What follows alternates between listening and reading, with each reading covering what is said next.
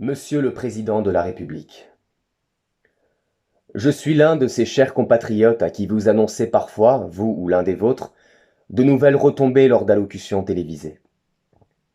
Je suis un des plus de 60 millions de Français qui constituent la fresque humaine de notre beau territoire. Je suis un des citoyens de ce peuple que vous dirigez depuis bientôt 4 ans. J'ai parfaitement conscience que cette lettre ne retiendra sans doute pas votre attention, qu'elle sera une parmi tant d'autres, qui trouvera le chemin des archives avant même d'avoir été lue, voire sortie de son enveloppe, que de toute façon la parole d'un jeune homme de 26 ans ne pèse pas bien lourd face aux innombrables responsabilités auxquelles vous devez faire face. Un célèbre dicton dit que qui ne tente rien n'a rien, alors il suffisait d'un rien pour que je tente. Il suffisait seulement d'un besoin oppressant de vous rédiger ces quelques mots, un soir, un début de nuit pour être exact, un début d'insomnie pour compléter cette précision. En préambule de toute réflexion qui suivra, je tiens tout d'abord à clarifier mes intentions. Ce courrier n'a rien d'un pamphlet qu'auraient pu écrire Voltaire, Victor Hugo ou Beaumarchais face aux grands de ce monde. D'une part parce que je n'ai pas un centième de leur immense talent, d'autre part parce que je ne cherche en aucun cas à vous blâmer. Être à la tête d'un pays en période de crise sanitaire doit, j'imagine, être une des missions les plus complexes et anxiogènes qu'un homme puisse remplir. Je ne jouerai pas non plus, à travers ces mots, le personnage du conseiller anonyme que vous allez lire attentivement. Je ne suis personne pour avoir la prétention de savoir mieux que n'importe qui comment faire pour contrôler une telle situation.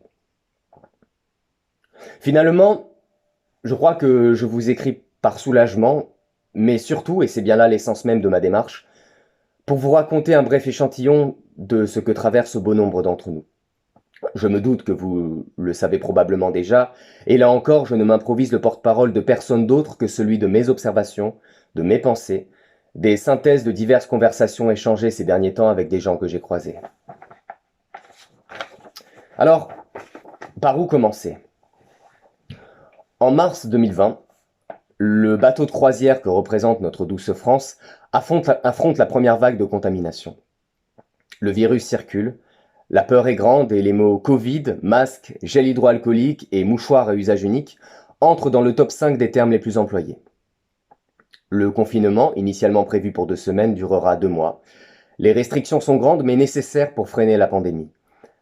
Nous savons que la patience, le sens du sacrifice, l'abnégation requise permettront d'arrêter la propagation de la maladie. Pendant 2 mois, nous avons été, très majoritairement du moins, obéissants. Nous avons accepté de bousculer nos habitudes, nos codes sociaux, nous avons adapté notre confort et notre quotidien, nous avons modifié une partie de notre mode de vie pour le faire s'articuler autour des nouvelles règles que nous espérions provisoires, fraîchement imposées. Comme demandé, le télétravail fut envisagé à chaque fois qu'il pouvait l'être. Les professeurs assuraient leurs cours en visioconférence, tout contact humain était limité, toute mesure sanitaire était prise, tout ce qui devait rester fermé l'était. Des aides financières semblent avoir été apportées au secteur touché, l'année blanche par exemple pour nos autres intermittents. Nous avons tenu, avec bienveillance, avec courage, avec impatience, de retrouver la vie qui nous fut privée temporairement. Car nous avions cette certitude, tous, cette promesse qu'une fois passée cette période, tout allait refleurir et c'est ce qui est arrivé. Pourtant, l'été ne fut qu'une parenthèse à cette interminable réplique qu'est 2020. Très vite, notre navire de croisière devient un trois-mâts tant le monde semble manquer d'espace et de liberté, et il vient heurter de plein fouet la seconde vague. À nouveau, les dispositions sont prises, mais c'est à partir d'ici, sauf votre respect, que les incohérences se succèdent, que les choses nous échappent et que l'injustice gronde.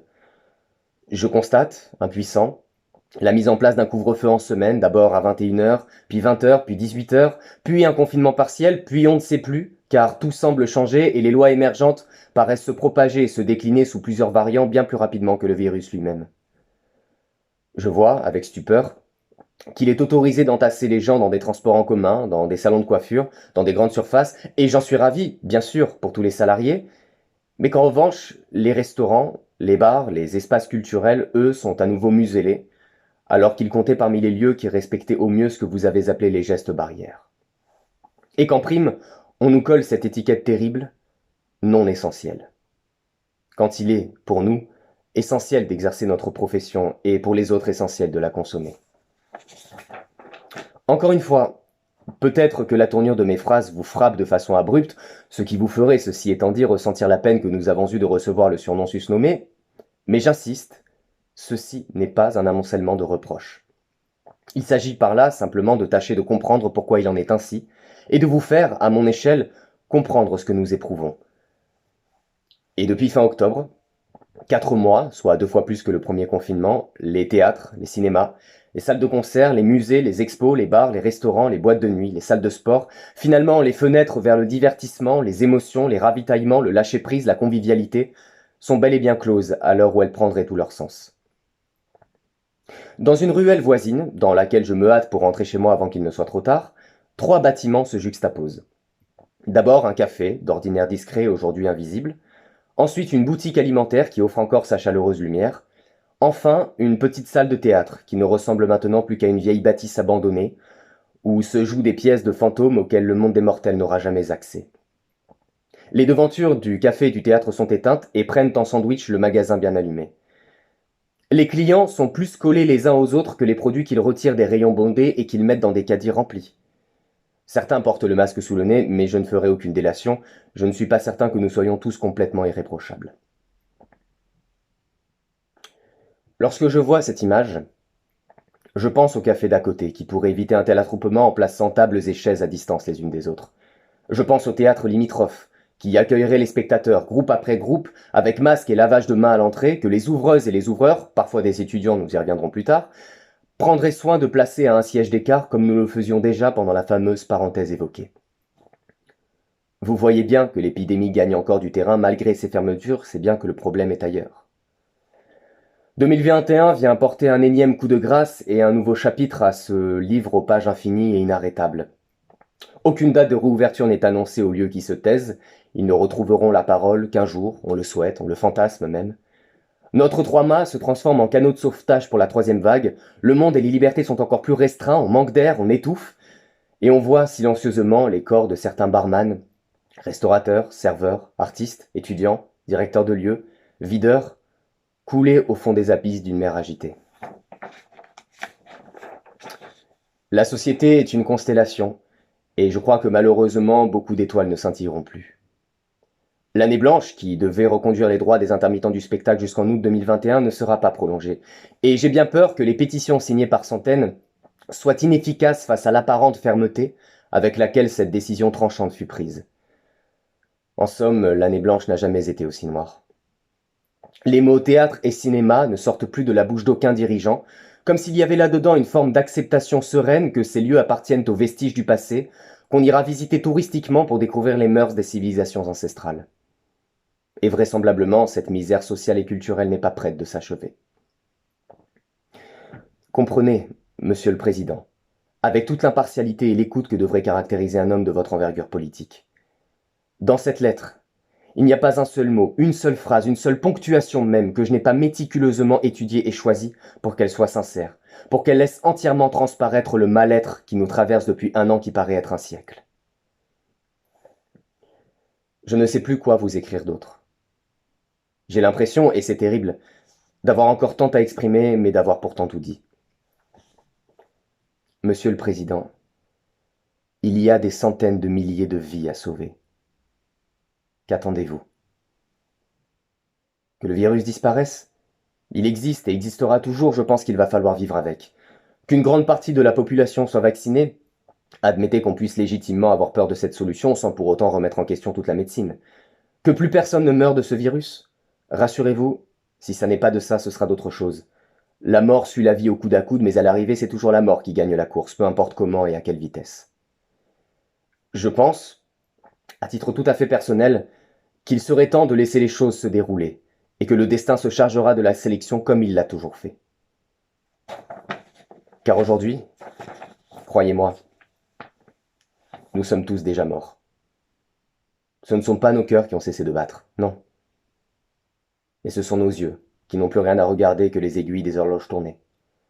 Ce sont nos oreilles, qui n'ont plus le luxe d'écouter les vers qui s'entrechoquent, le bruit des couverts, la voix d'un chanteur ou celle d'un piano, les alexandrins magnifiques de Rostand. Ce sont nos gorges, qui se serrent quand il est impossible d'aller voir sa famille. Ce sont nos mains qui ne peuvent plus rien toucher sans devoir se justifier auprès des savants les plus décapants, qui ne peuvent plus se toucher entre elles, qui ne peuvent que saluer de loin et croiser les doigts. Ce sont nos jambes qui ne nous mènent plus que sur les chemins du travail, du véhicule et de chez soi, avec lassitude, bien que certaines escales dans des endroits encore vivants nous soient fort agréables. Et finalement, si, ce sont nos cœurs. Ils n'ont pas cessé de battre, non, mais ils ont cessé d'y croire. Ils se sont vidés de toute forme d'espoir et de lumière, ils se sont atrophiés à force de ne plus les nourrir de rêves et de passions, à force de ne plus voir la lune quand la fraîche brise de février nous caresse, à force de ne plus ingurgiter les somptueuses images du dernier film de Tarantino. Nous, qui restons encore de pied ferme sur le sol de ce monde qu'on espère meilleur plus tard, nous ne mourrons pas du Covid. Nous mourrons de chagrin, d'impatience, de désespoir, de misère intellectuelle, sociale et financière, d'incertitude, de doute, de solitude, de sentiments d'injustice et d'oubli. De toutes ces maladies qui sont aujourd'hui incurables et qu'à celles-ci, il n'y a ni vaccin ni mesure de sécurité. Et il n'est rien de pire que ce qui meurt en nous quand la vie continue. Voilà, Monsieur le Président. Voilà bien des mots étendus en bavardage et je ne suis même pas convaincu que vous en ayez lu un seul, que vous les ayez compris. Si cependant, votre regard a suivi les trajectoires de ces lignes, alors j'en serai ravi. Et je me tiens même prêt à échanger de tout cela avec vous de vive voix.